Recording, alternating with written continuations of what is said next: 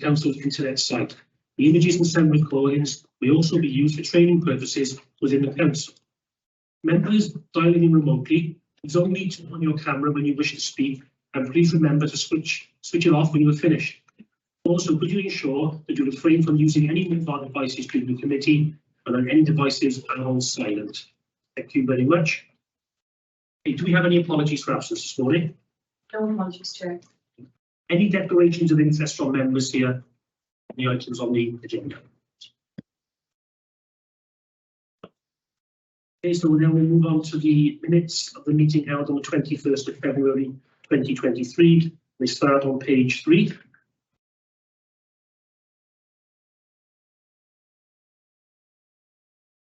Page 4.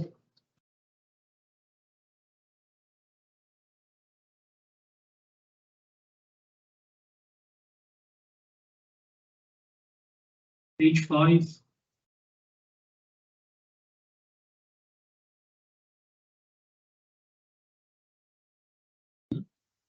Page 6.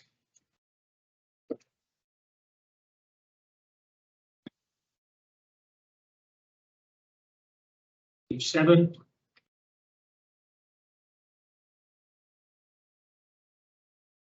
Finally, page 8. Are there any matters arising from those minutes? Are we happy to accept them? Can I have a proposal, please? Thank you, Councillor Spencer, and seconder. Councillor Luke. Can we move on now to item 4, which is the annual report of the Head of Democratic Services. Chair. So the report this morning brought to committee covers requirements under the Local Government Wales Measure 2011, where the committee is required to keep under review the provision of staff, accommodation and other resources made available to the Head of Democratic Services to ensure that adequate resources are provided for responsibilities of the post. So the committee is asked to consider and comment on the report presented today, to endorse the view of the Head of Law and Standards and Democratic Services Manager that the provision of staff, accommodation and other resources is adequate to discharge the statutory requirements in relation to decision-making, democratic administration and scrutiny, and to ask the Democratic and Electoral Services Manager to keep under review the provision of staff and other resources to present reports to the committee should any further review be required. So the statutory functions of the Head of Democratic Services are set out in that measure and relate to the provision of advice and support to non-executive members as part of the democratic process and all councillors when carrying out their representation role. In effect, Democratic Services covers committee services, scrutiny and governance, and general member support services. So if I highlight the key elements of the report for the committee today. Just to note, the report is for 2022, so that's the period that we are looking at. During the period, there were no changes to the provision of staff in terms of capacity and resource. However, there were a number of changes of officer during that period. So we had some part-time governance officers retiring during the period, and those spaces remained vacant. And during the time, a scrutiny officer also successfully applied for another role within the council, creating another vacancy.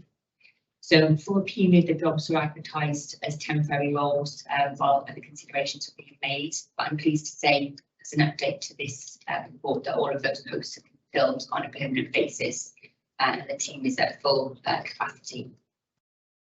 Further to that, following the retirement of the elections manager in January 2022, the responsibility for that area was transferred to also sit under the Democratic, what would be the Electoral Services Manager, as a summary role. The key objective at that time was to deliver those local elections coming in May 2022 and to provide induction and support services to those members appointed at that election.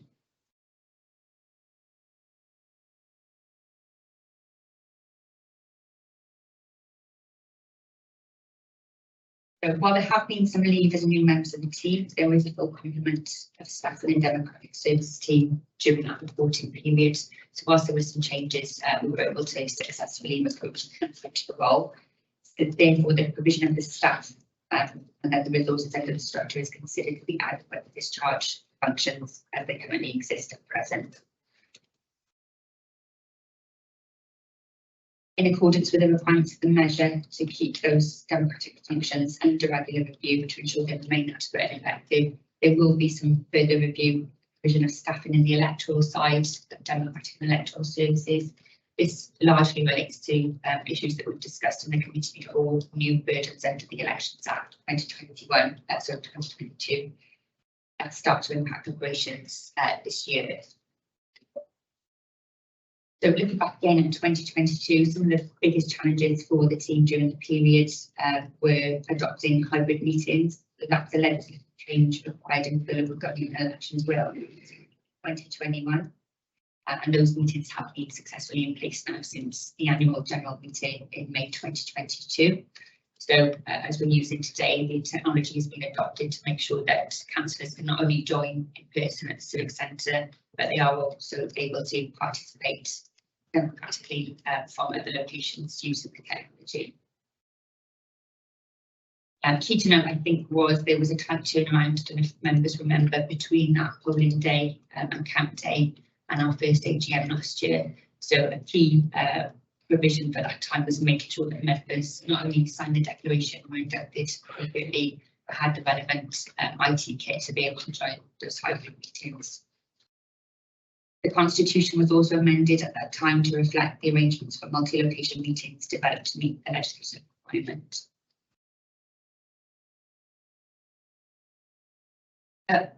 While there haven't been changes in terms of the amount of staff available to support democratic services, it'd be fair to say that it's been quite a year of firsts for the team.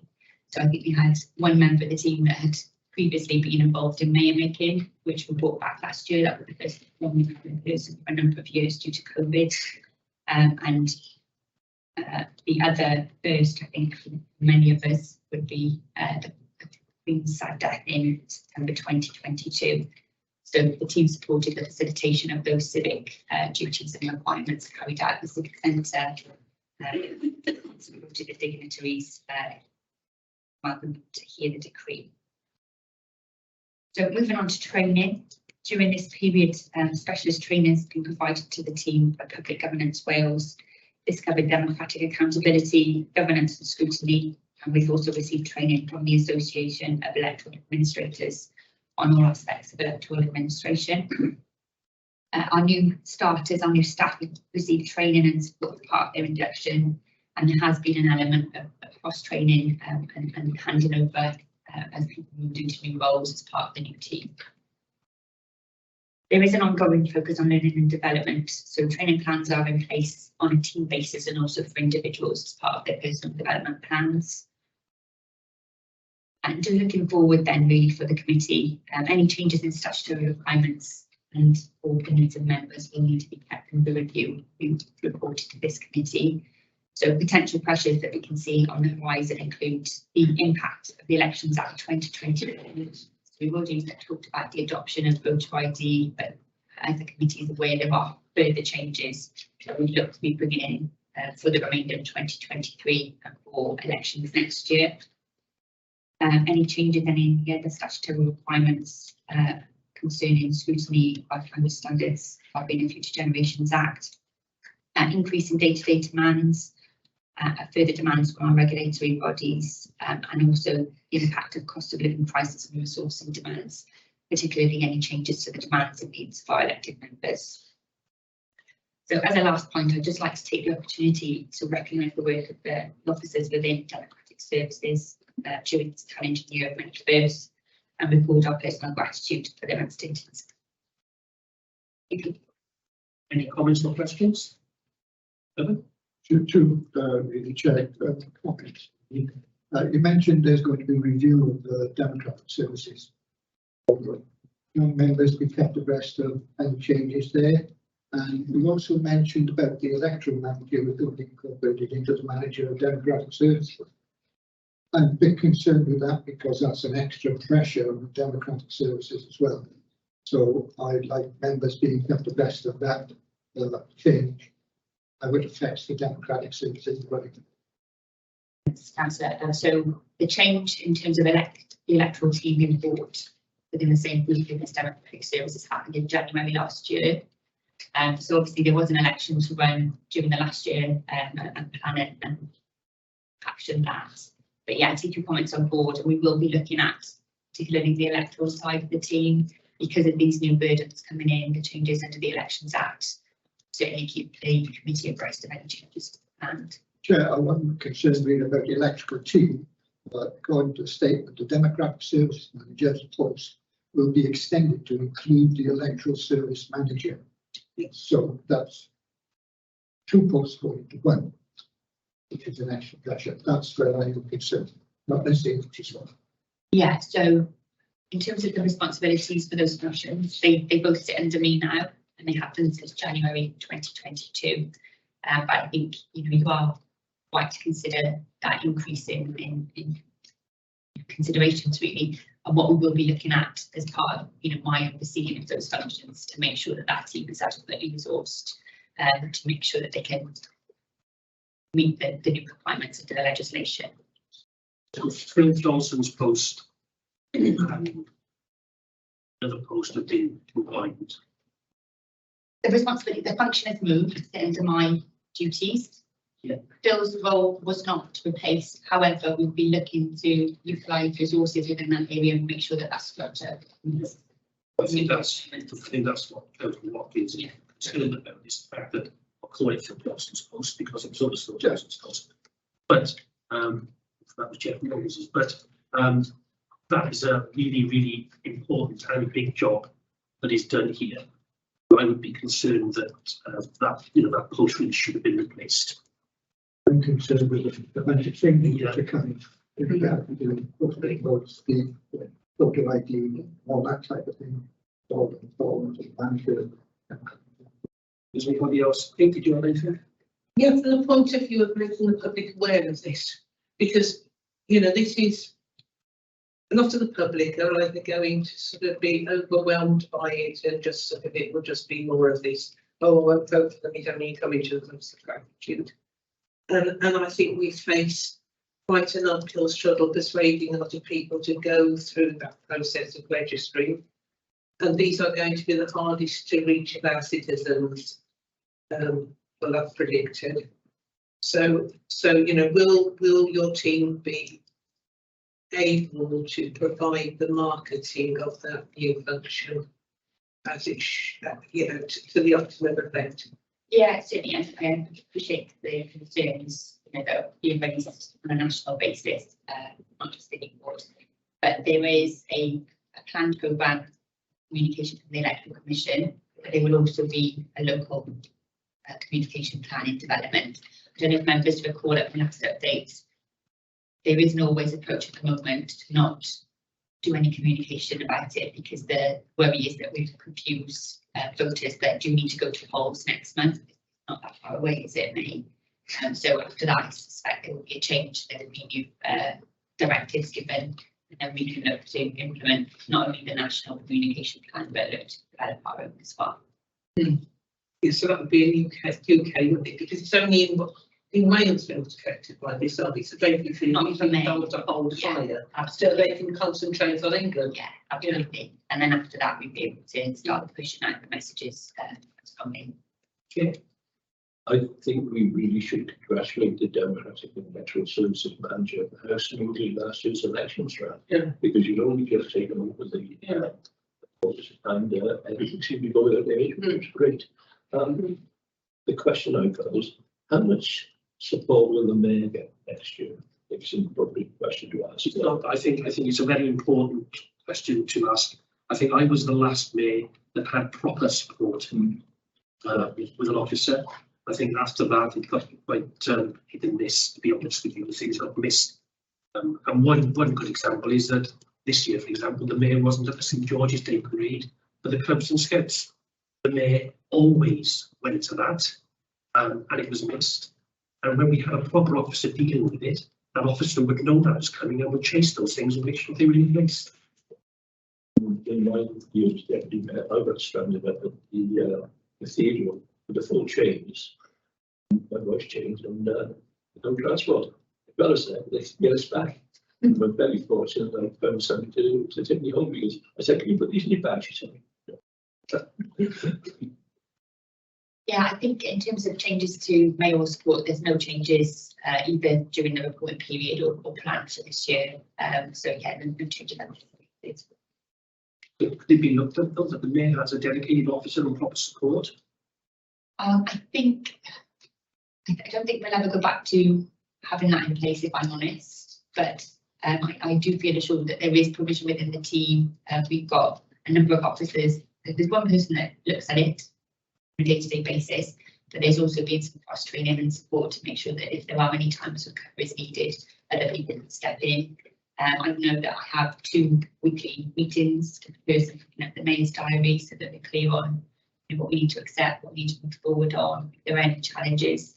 And we have recently done some recruitment to give some backup to that relief chauffeur team to make sure that we do have that transport available. Everybody happy? Emma's got around up and we've got questions. That's you. Councillor Gordon. I just to back up, my concerns about, if the support in terms of getting people registered for elections and things like that, if you could keep us up to date on those sorts of things, that would be brilliant. But to thank you and your team as well for the last year and all the work you've put in, I found you especially helpful and I really appreciate it. Just wanted to say that. Thank you. Okay, can I start?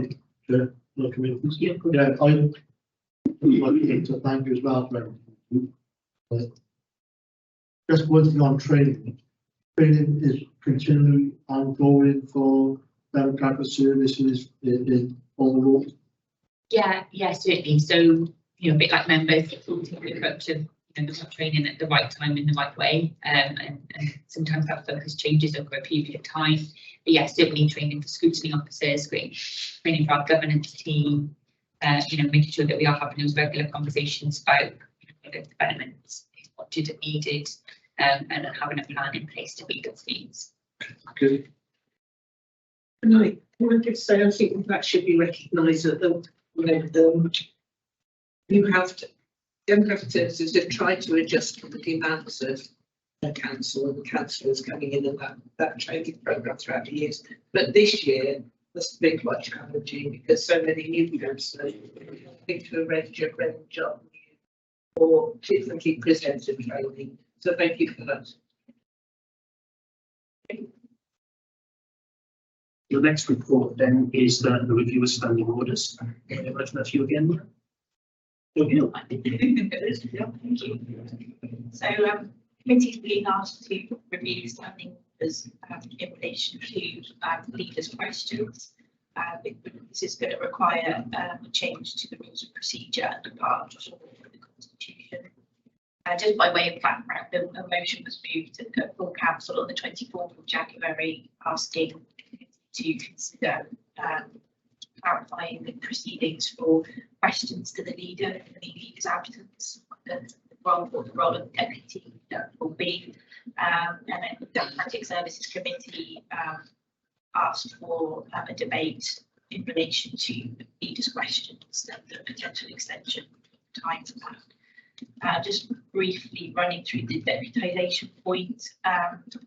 Part 4 of the procedure rules don't currently have any specific reference to how leaders' questions are dealt with in her absence, whether the deputy leader should step in to that role. The member role description purely states that the deputy leader is there to fulfil the duties of the leader in her absence or to assist the leader with specific duties, and doesn't give the deputy leader the specific role of answering questions. So clarification will be required, but when the leader is absent and happen in those circumstances. In terms of questions to the leader, as you know, Newport City Council's approach is a unique one, allowing open questions to the leader with no questions in advance, submitting in advance. Other local authorities require questions in advance. And the current standing orders was where the allocation goes first. So Currently, elected members can submit questions in a number of different ways to the leader, the cabinet member, questions at any time. So you're being asked to consider several options today for these changes. Firstly, in relation to deputisation for the leader, option 1 would be that you recommend to council that the standing orders are updated to specify that the deputy leader conducts leader announcement in response to the leader's questions when called upon to deputise the leader in her absence for council meetings. Option 2 would be a recommendation that standing orders are updated to specify that leaders' announcements and leaders' questions are not part of council proceedings when the deputy leader is called upon to deputise in the leader's absence. And in these circumstances, questions to the leader will be submitted in writing with a written response being provided within 10 working days following the council meeting. And then the extension of questions to the leader, you're being asked to consider option 1, that standing order 4.2 is not amended. Questions to the leader are asked verbally without any requirement to submit in advance, and the time limit remains at 15 minutes. Option 2 would be amended to align with questions to cabinet members and to also align with what the local authorities are doing at the moment. So that would be submitted in writing to Democratic Services ahead of the meeting, no later than 4 PM 3 working days before the meeting. Accepted questions would then be asked verbally at full council, responded verbally with a time limit of 30 minutes. The timeline for submitting questions, the leader or cabinet member would be 4 PM 10 working days in advance of the council. If that were the case, that would obviously extend full council potentially time it runs for, so it may need some consideration of starting earlier or putting time limits on other parts of the proceedings. The preferred options and the recommended options are options 2A, that the standing orders are updated to specify that leaders' announcements and questions are not part of the proceedings when the leader is not in attendance, and 1B, that questions to the leader remain as they are. For committee to debate to refer to full council recommendations. I just want to ask just one question. Who made the decision about the preferred options? I guess the question. Who decided that? And we haven't debated it. It's not that they're the recommended options, rather. Why are they the recommended options? What's that based on? I was doing the research, or I did look at what other local authorities were doing, and then the arrangements in place. And considering the part around leader deputisation, I look back to January Council when we did have the deputy leader stepping in, and that was the step. So the options are there for the committee to consider, but it was based on looking at the overall arrangements and thinking about what the options for the council. And also in Wales, I don't know if you have to be involved.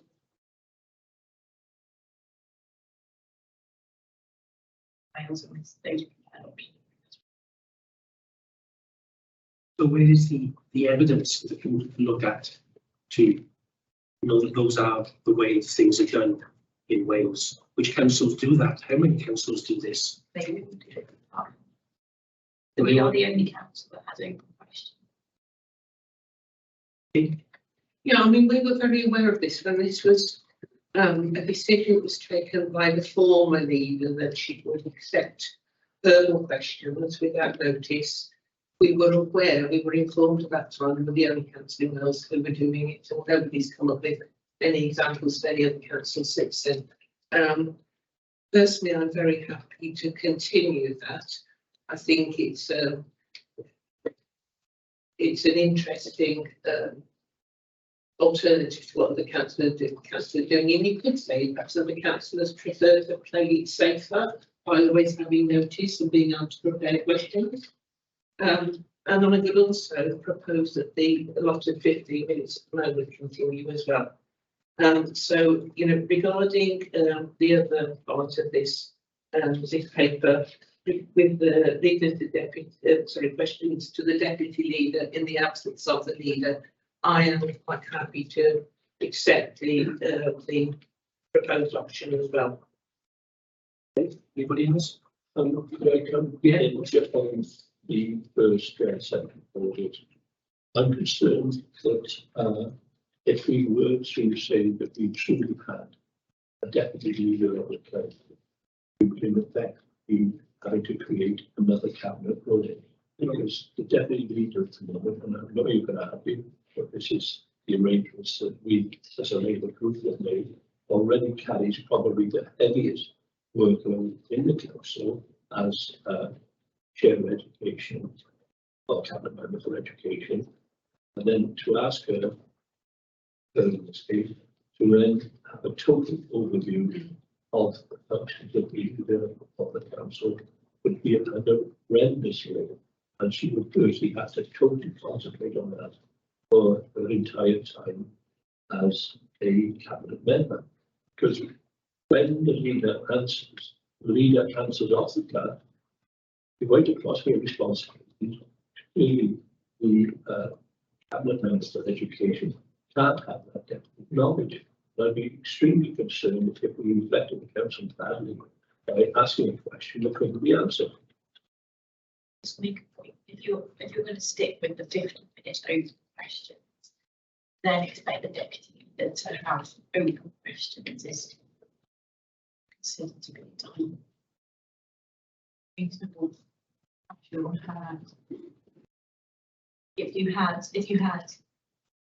you moved to written questions, then deputy leader, it might be more acceptable.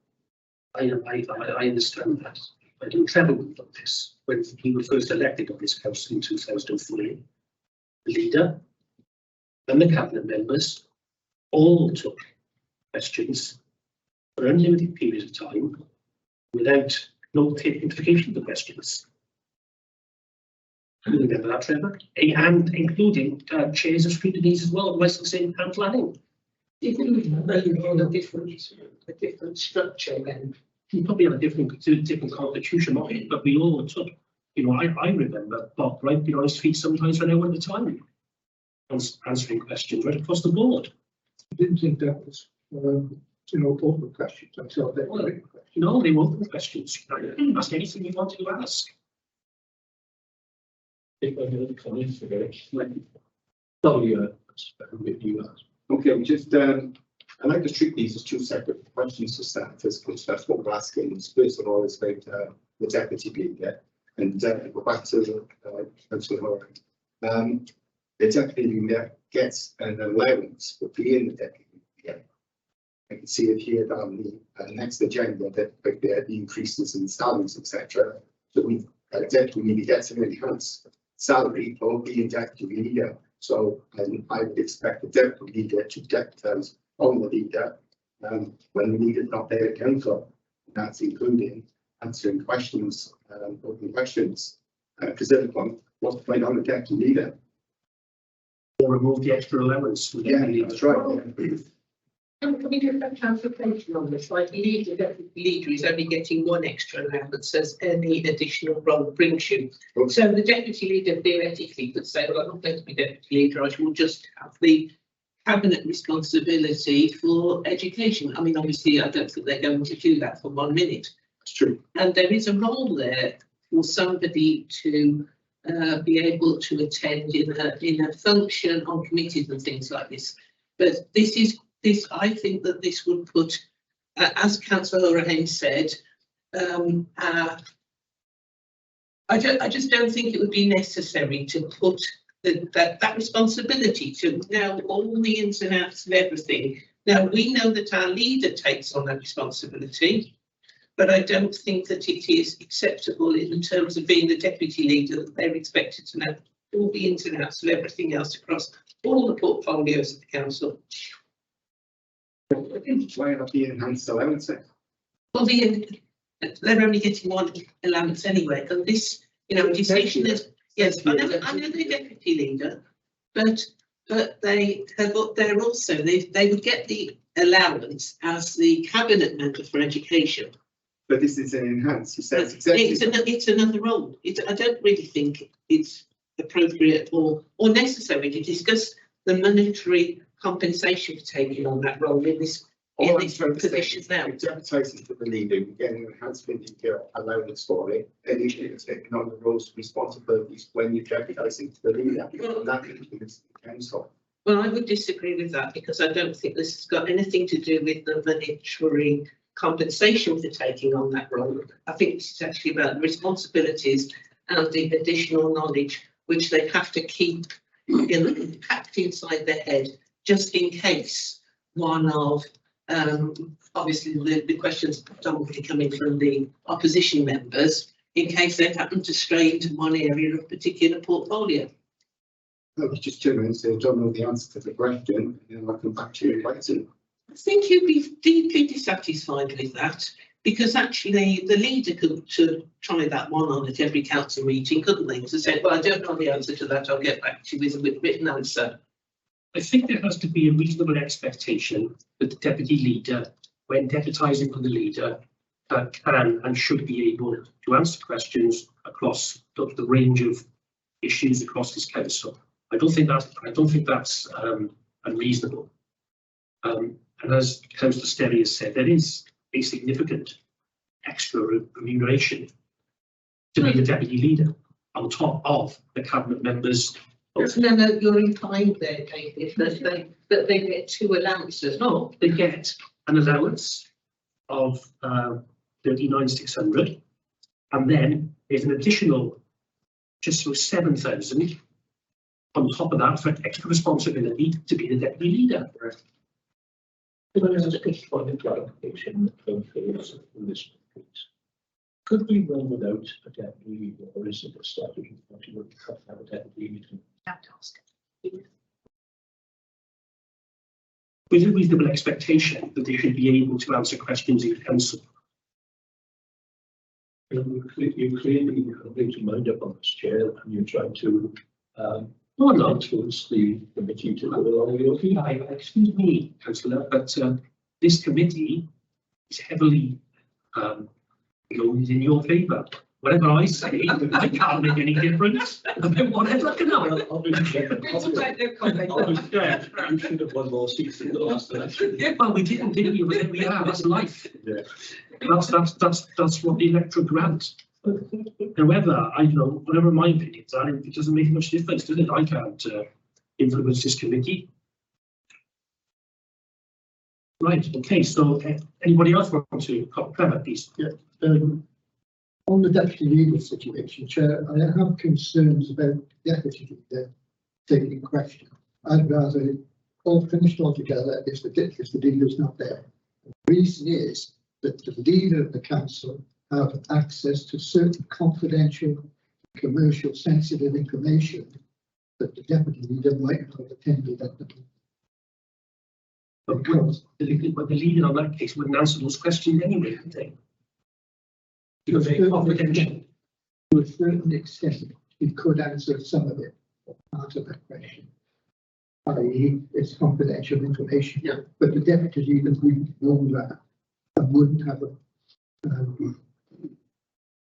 knowledge of that being confidential, wouldn't have a knowledge of the meeting, could be sensitive about the Friars Walk, it could be government, it could be national government, any change like that. So I'd rather see the deputy leader not answer any questions, reference to legal questions. In the other thing, the extension to the question time, I don't see the necessary in that. The reason being, Chair, 40 or 45% of the questions put to the leader can be put to cabinet members. Prime example was last council in regards to the TIP. That should have gone to the cabinet member, not to the leader. So I don't see the reason for the extension.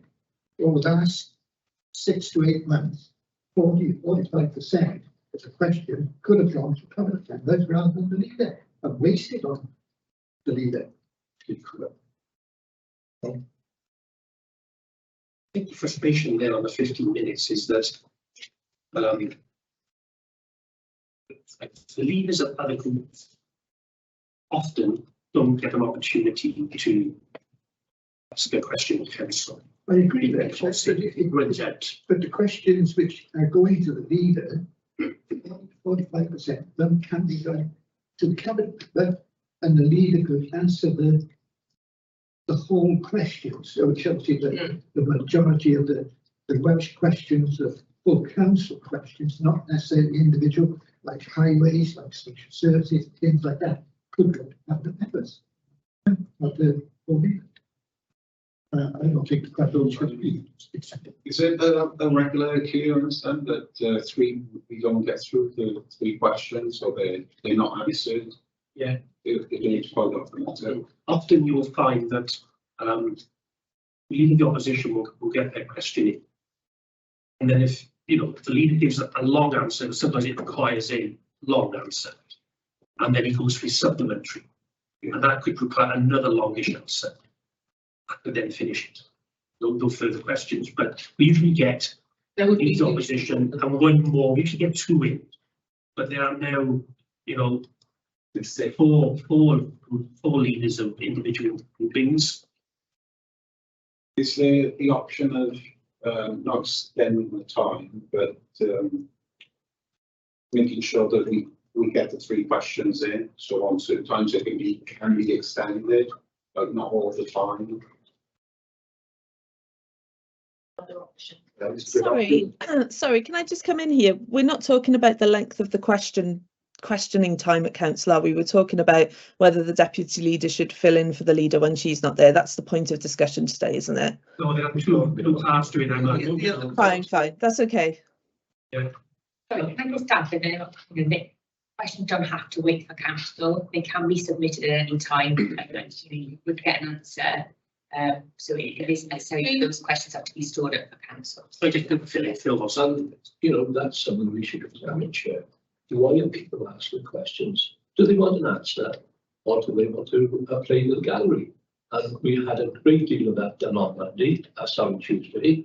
You know, why are they asking the questions? If you want to know an answer, you submit a question in writing at any time of the month, and you get an answer back. You might not like the answer, but you do get an answer back. It's part of the democratic process, council, Well, isn't it? it's not really part of the democratic process. What it is part of showboating. You know, we're going to make as much noise as we can, so as that we can get our face on the television or whatever, and we don't really know what you see back to us.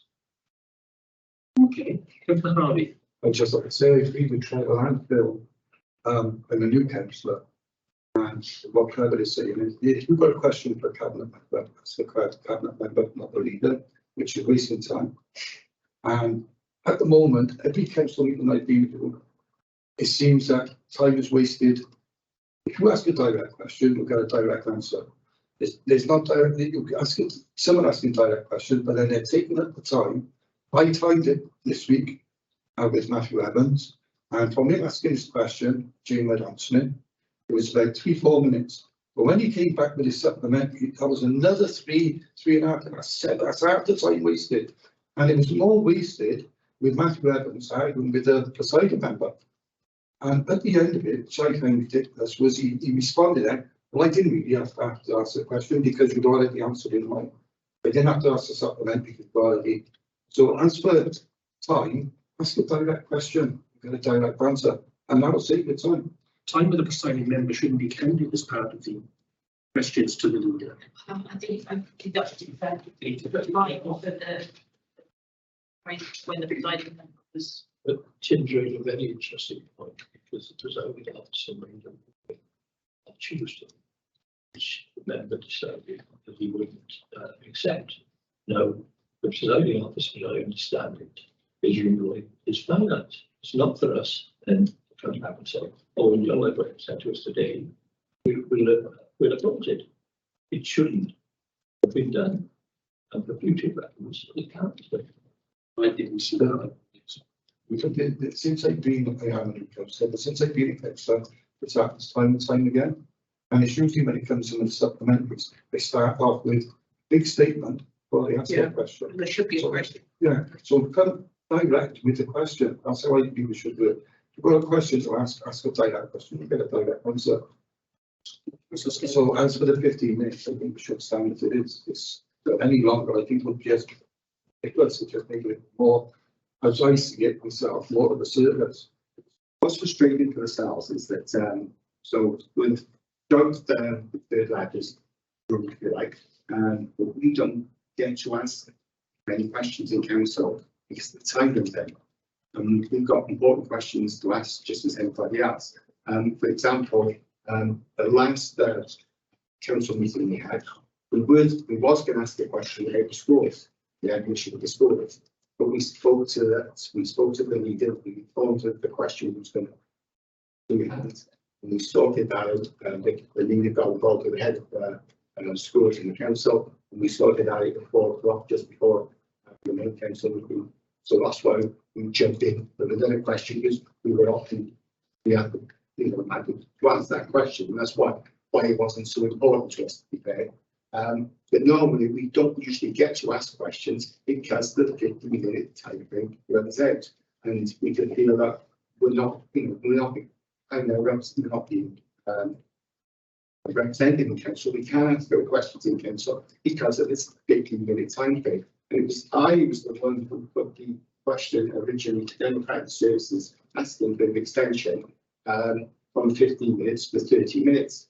So the other thing was that hasn't been put down as an alternative suggestion earlier. All I asked for was an extension from 15 minutes to 30, so that we could make sure that the smaller parties, the opposition groups, could actually ask questions to the leader. I don't think it's a great deal what we're asking. We're just asking an open question. We're after an answer. It's not been showboated. We're really interested because our residents are asking us these questions.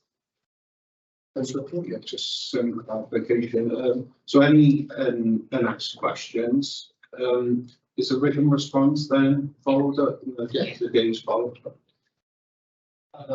Yes. Yes. Yeah. Only if, because the questions aren't scripted, they're off the cuff, aren't they? So unless the member wishing to ask the question informs Democratic Services of what the question is, then you can't possibly give an answer which you wouldn't know because you want to know what the question is. So often I would say no, it probably isn't because the members don't do it. There's something like on the agenda that said any questions unanswered will be answered in writing. And if that question's at any time process, so again, at any point, a question can be submitted, it'll be corrected in the right place. But that's then questions. Yeah, and again, there is that question at any time process that can be submitted and full response is provided. It seems to me that it's not clear to the councillors how we go about answering the question. And I wasn't aware of that. Yeah, no, so this is fine, you know, but this is something we need to stress. If any question you want to, you put it in writing, and then you're ensured of getting an answer. And it seems that the council Israeli was quoting something they really need to know about the schemes of Israeli, which they were able to sort out before the meeting took place. So it really needs to be asked in the chamber because I don't want to know what the question was, but it seems that there was a definitive answer that you could be content with. Pete, do you want to? Yeah, but I think we recognise, particularly perhaps for more non-staffing members, that this is the opportunity to come before the public and have another crack at, if you like, follow up on the electioneering process to assure them that they can have people by stating your party's manifesto, if you like, what they stand for, and we've always done this for many years, through council meetings. Of course, since they've been televised, this is an extra opportunity. But and fair enough, it is the only opportunity we get really to play a party line, right? I think by and large we are very successful in working collegiately in scrutiny groups and groups like this and the committees. We try and work together always for the interest of our citizens, but we can actually put that aside at council meetings. So it is completely understandable that members would try to do this with the questions that they find at the leader.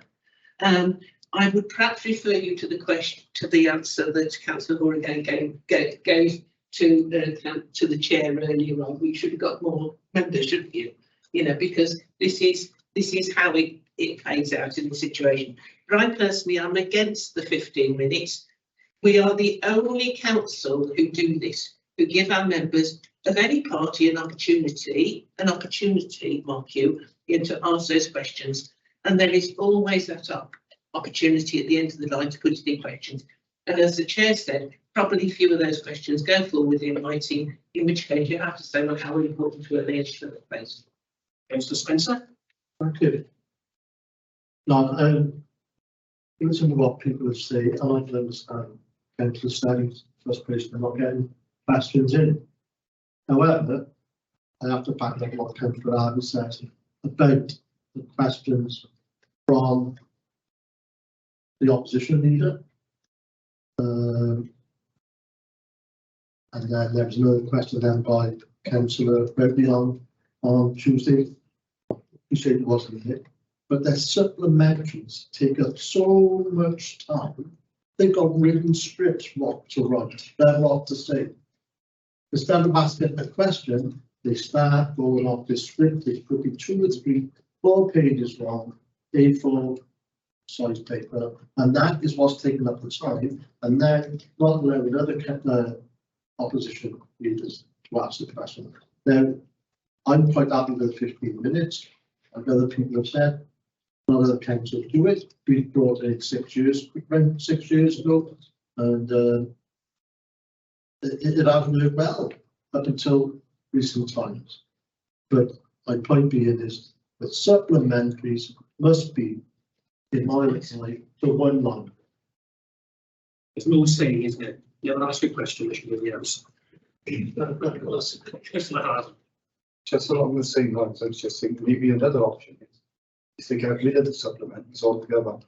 Ask your question, you have a supplementary, submitted in writing. Yes. That means that 15 minutes are doubled. So yes, if it's a time is being taken up by the supplement, that's a good suggestion. If we get rid of the supplementary questions, you ask your question, 2 other supplementary, submit it.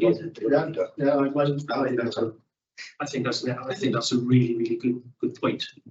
I think That 15 minutes, I would say, would be adequate then. and I think that would go a long way to coming to a measured balance on this. It's not going to be popular, that is it? It's all comes out. I don't think it's going to be all that'd be very. Yes, exactly. It gives other people the opportunity, doesn't it? I take on board what you said about, the questions that are being asked. Sometimes they should go to individual cabinet members to be asked. But then again, I take on board what you say, Kate, about, it's the posturing, isn't it? It's the opportunity to grandstand, if you like, for whatever, by asking a question that you haven't submitted, and then, in the hope that you'll get an answer that will cause a storm. Politicians do that. We all do that. We get the opportunity, don't we? I'm not going to do an individual members, right? Good idea. With due respect to you, Chair, can we move some progress on it? Sorry. Just one addition really is another alternative is that it prevents 3 questions. And not so much time frame, but just that 3 questions can be asked. At least then your the opposition, 3 major groups or parties all get to ask a question. And we could have knocked on the head of the We should have got them. Councillor Harvey said. I agree with what Councillor Harvey said, but I just say it's another alternative. I don't think that was going to go because you. Sorry, can you tell me, as independent groups, are you still 2 separate ones, or are you working collaboratively for the purposes of questions? We are one group. You're one group. Oh, sorry, I did make you pardon. We're 4 independents, Right, which we found out that we could join as a group, right, and 3 of us decided to join as a group, right, and that's what we decided to do this way, independent group. right. Three of you. 3 of us. Right, okay. Okay. Well, so the general consensus here is that there's to be no change. I think that's what I'm seeing. So, yeah. We're not going to vote. Well, we did have a suggestion from Councillor Harvey. Yeah. So remain at 15 minutes, open questions. with no supplementaries in writing any forward. If someone wants to propose that and someone seconds it, then we can go forward the council. Sorry, no, sorry, before we go on, I want to make the first one. Yeah. With the deputy leader. Yeah. Two seconds, I think the legal one that we agreed that there was no change to that. I thought that was the general opinion that was here. Yeah, just to clarify that, so the deputy leader will not substitute for the leader in the questions. Yeah, and that there would be no announcements either from the deputy leader as the leader does now. Right, so. I feel that would be good. No, I don't have the job. Yeah, the announcements, about to publicise an event in. You can't have it both ways. No, we can't, because questions are different to announcements. Yeah. Have it both ways, so you have what you want. Either we have, stay as we are, there are no announcements, no questions taken with the deputy leader, or we take questions with announcements. Announcements,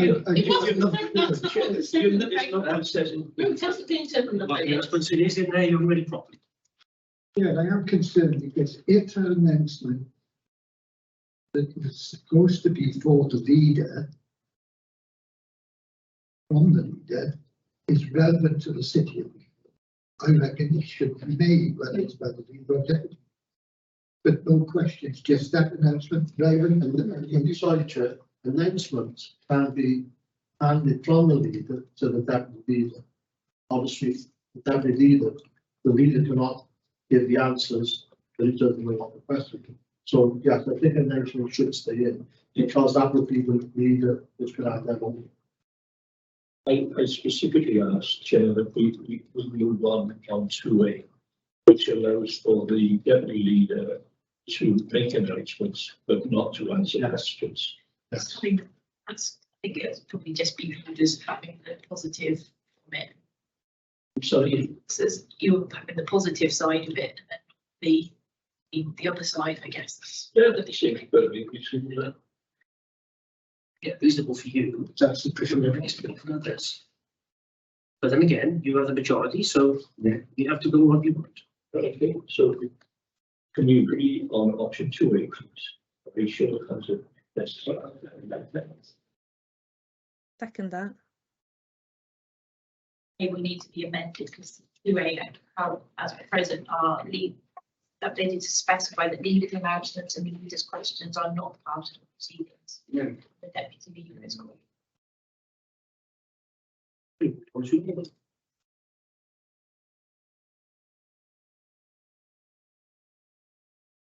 So is the 2A that you want? With the modification rules, With the amendment, so yes, we have to vote on the amendment first. the time between council meetings is quite long, and we have no method of emphasising the good things that we want to do. And also the many things. You know, if the leader has got some issue which affects the city of Newport, whatever it might be, like closing down one of the bridges or something like that, then that needs to go out there as soon as possible. People Yes, What is your amendment? that the deputy leader is allowed to have the responsibility of making announcements, but not answering questions. Then where you leave it? Yeah, yeah. And the second one is the time limit. Time limit, so that I think you're saying remain such 15 minutes of open questions, supplementary questions to be. So we need the amendment of that. Okay. Yeah. So we're removing supplementary questions from the. But we recommended the council supplement the question to change. I should be interested. I hope you're going to make that. Luckily, I won't be the chair of this committee. No,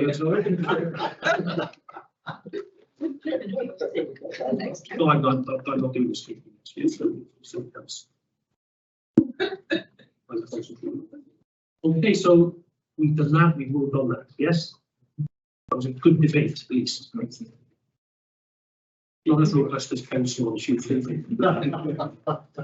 Okay, so the next item then is the independent remuneration panel for Wales annual report 23-24. Yes.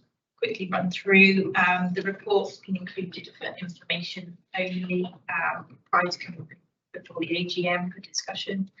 It is the final report. There've been no significant changes to the draft report, which was circulated in October 22, with regard to the basic allowances and the resetting of salaries. Full council on the 6th of May at the AGM, council will be asked to adopt the members of the allowance scheme based on revised salaries. And the report will be taken in May for council to adopt this. Following the AGM, the appointments of the cabinet members and party leaders will be made, and then the schemes will be published. These again, the names of members. Council questions? No? Excellent, thank you. And then the forward work panel programme. I think when we spoke last time, Chair, we agreed to look at an update on the participation strategy at the next meeting. And we also were going to look at with the changes coming along with this, the Wales Constitution. We're going to come back and have another look at that in the next 22. I think I will also bring on the report presentation again on postal voting, changes to postal votes. Yes, I think we need to keep abreast of that because of the concerns which we had over photo IDs, what can be used, what can't be used, and also the votes. Yes. Obviously, no idea in why at all. I think it was. I think that the thing on the postal votes was the difference between the general election and the local elections, in that you tend to have to renew for 5 years for one, but you have to renew for 3 years for the other. So that was whether there's going to be a bit of confusion for people. You don't have to put any ID. That was a big anomaly. I think, if I'm honest, it's going to, I could come back and we can talk about the voter ID. However, that legislation has been passed. There's nothing on a local level that I'd be able to do to change, that application of the legislation. So if there's anything specifically that another communication plan we talked about today, I could bring that back to the committee. So if there's anything specifically the committee wants to look at in terms of voter ID, I can certainly bring back that. But as it stands, it's the legislation that we're implementing. On that, Chair, because obviously residents are going to need this in advance. Obviously, if they're going to need some voter ID to apply for, then we need to get it out there for them to do ASAP. We'll have a very good example next week, won't we? When people will get some bridge, so there whether it's impacted upon the number of people voting, and there's different social groups have had difficulties voting. And for us as prospective candidates in the future, we obviously need to know, how that's going to that new profile of people most likely to vote is going to affect the chances of our success.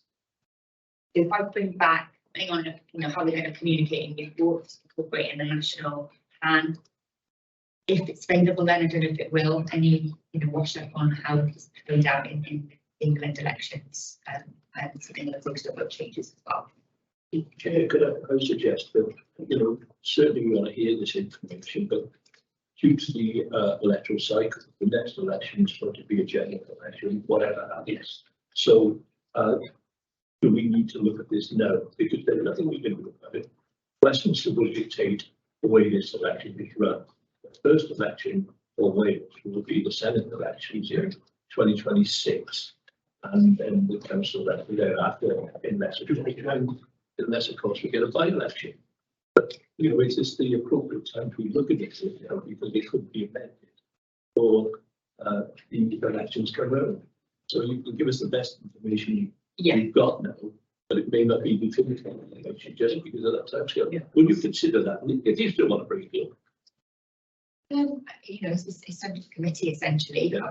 I'll probably still be doing the work in terms of, you know, making sure that operationally we're ready and, you know, policies and plans to do this. But yeah, obviously, whether it's rights to request or not request. I think it's important for us to be able to realise the difference in the rules for a general and for the Senate and the Council, because they are very different in process. So I think it's important because residents will need to know about the voter ID for the general. Hopefully the rules will be different for the general. But then when we come then to the, maybe later on in the year, we can then look at the Senate and the Council, because they will be appropriate at that time. But I think, as you said, you know, it's going to be the general election within the next 12 months. So I think we should sort of have a look and make sure that we're clear on what's needed and residents are clear what's needed. Okay, one question. So that is, will the council elections be the same criteria as the Senate election? Or are they going to be different? Is it going to be left up to the local authorities to decide on how they run their elections? What should get all right government business legislate that all local authorities will be run like this?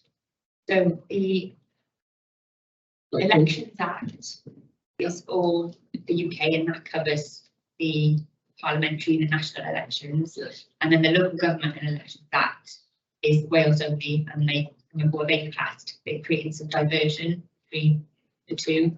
So there will be, I would say, increasing differences between how elections for Wales, locals or Senate elections are compared to parliamentary. I'm concerned about Welsh government and local elections. They will remain the same how voting takes. Largely the same. Okay.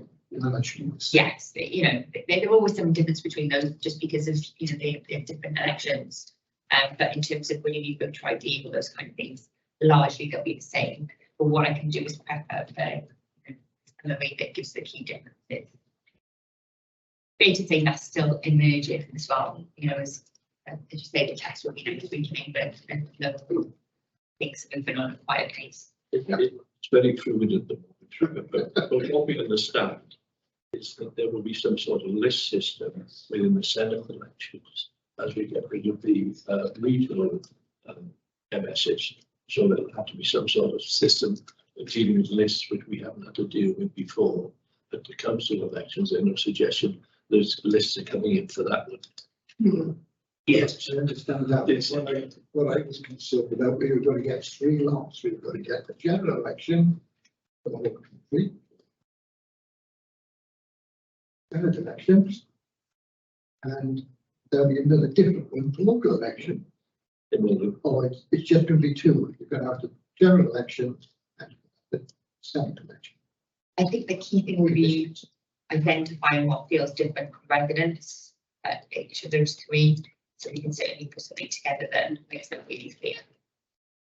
So I don't want 3 lots of rules. It's bad enough because 3 rules. Let's get easier. Thank you, Jim. That's okay. There being no other matters, we will close the meeting. Thank you all for attending. My pleasure. Thank you. Thank you. Very carefully. And you'll Are we lost? Yes.